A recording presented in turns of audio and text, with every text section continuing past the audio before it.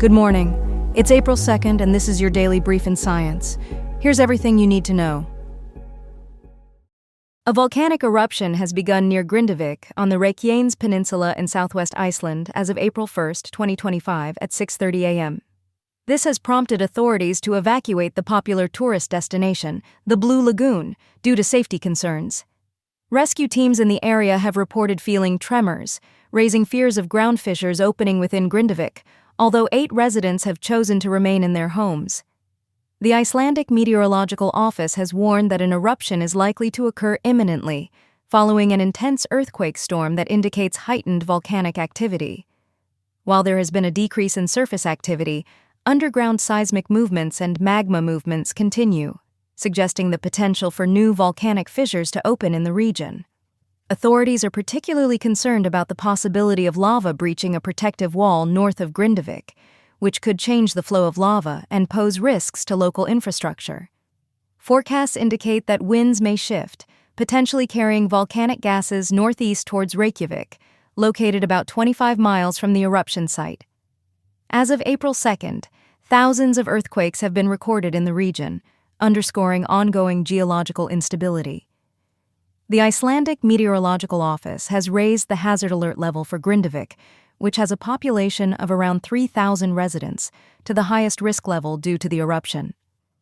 Rika Pedersen, director of the Nordic Volcanological Center, described the eruption as currently limited, with lava entering barriers, but emphasized the necessity for continued monitoring of the situation.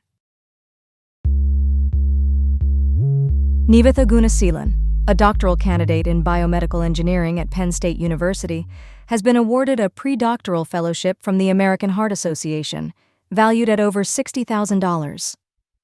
This fellowship will support her important research on molecular imaging of brain injuries, which are significant contributors to cerebrovascular diseases and are among the leading causes of injury-related deaths and disabilities. Early and accurate detection of these injuries is crucial for effective treatment. Under the mentorship of her advisor, Dipanjan Pan, a professor in nanomedicine and nuclear engineering, Gunasilan's research aims to improve the detection and staging of brain injuries.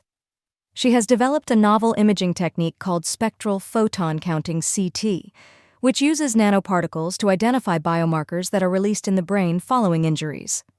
This advancement enhances the visualization of brain injuries and aims to provide high-resolution colored images that can distinguish between soft tissue, fat tissue, and bone. Gunasilan's contributions to the field include co-authoring a paper published in Advanced Science, discussing the application of spectral photon counting (CT) in biomedical settings. Additionally, she was the first author on a paper published in December 2024 that applied this imaging technique to various biomedical applications. She noted that receiving the AHA fellowship validates the importance of her research and strengthens her ability to advance diagnostic imaging. The AHA Predoctoral Fellowship is designed to support promising graduate students in their research and clinical training, enhancing global cardiovascular and brain health. It provides 2 years of financial support, including a stipend, health insurance, and travel support. Looking ahead, Gunasilan plans to investigate the use of photon counting CT for image-guided drug delivery, which could have significant implications for treating chronic illnesses such as cancer and heart disease. She holds a bachelor's degree in electronics and communication engineering from the Birla Institute of Technology and Science in India, as well as a master's degree in biomedical engineering from the University of Illinois Urbana-Champaign, and has prior experience as a research engineer and fellow. Her current research is also backed by a grant from the U.S. Department of Defense through the Congressional Directed Medical Research Program.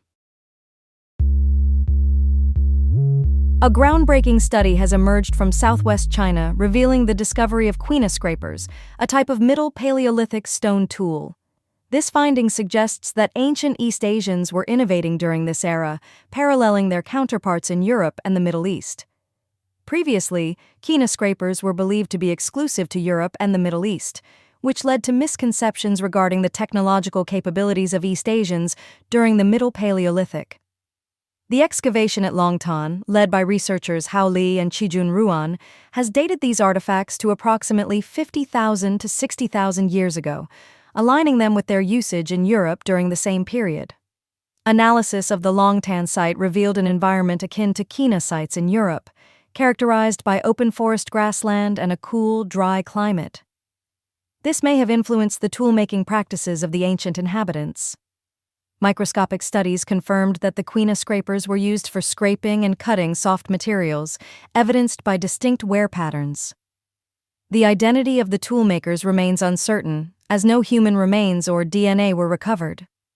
This opens the possibility that they could have been modern humans, Neanderthals, Denisovans, or even an unidentified human species.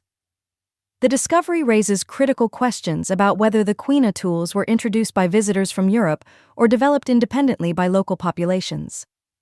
The study highlights the need for continued archaeological research in East Asia, as previous findings may have been overlooked due to narrow definitions based on European examples. Overall, these findings challenge the prior belief that East Asians relied solely on basic tools during the Middle Paleolithic, indicating a more complex technological landscape in the region.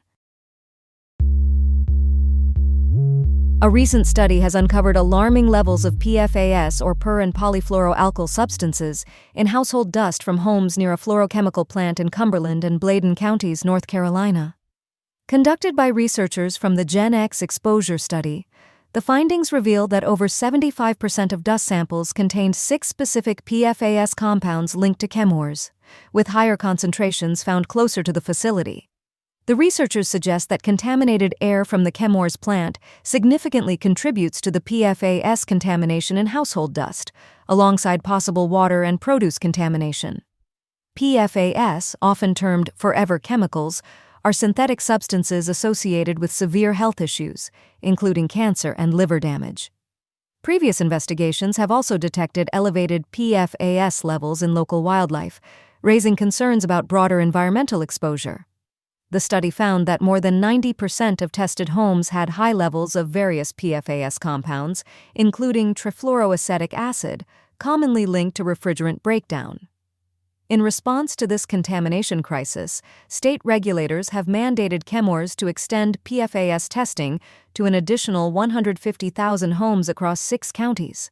Residents in these areas are now eligible for well water testing due to escalating concerns over PFAS contamination. The research emphasizes the urgent need for further investigation into the health impacts of PFAS in household dust, particularly for vulnerable populations such as small children. Research leader Jane Hoppin highlighted that small children may be at greater risk due to their increased exposure to dust compared to adults.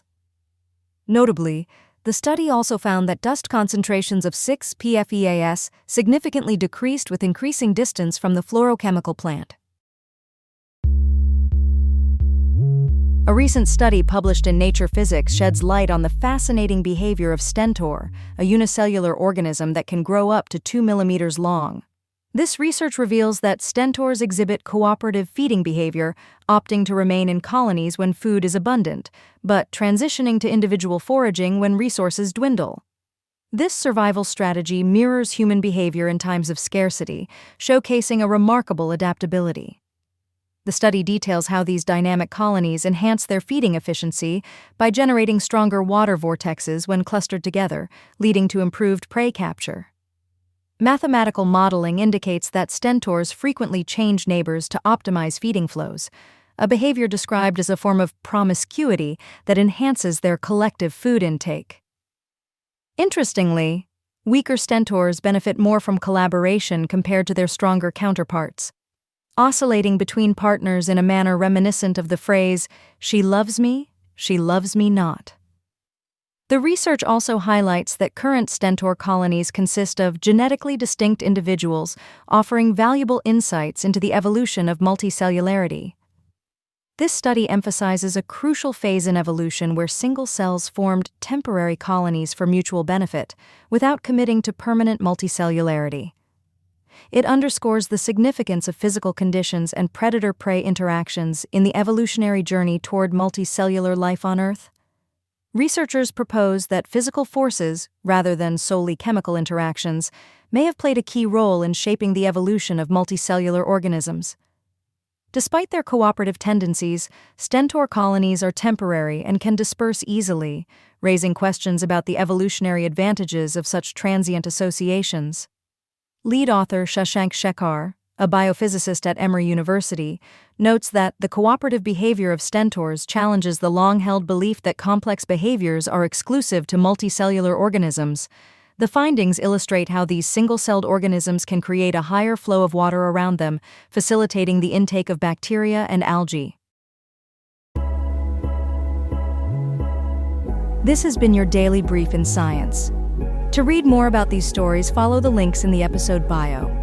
You can also subscribe to these updates via email at www.brief.news.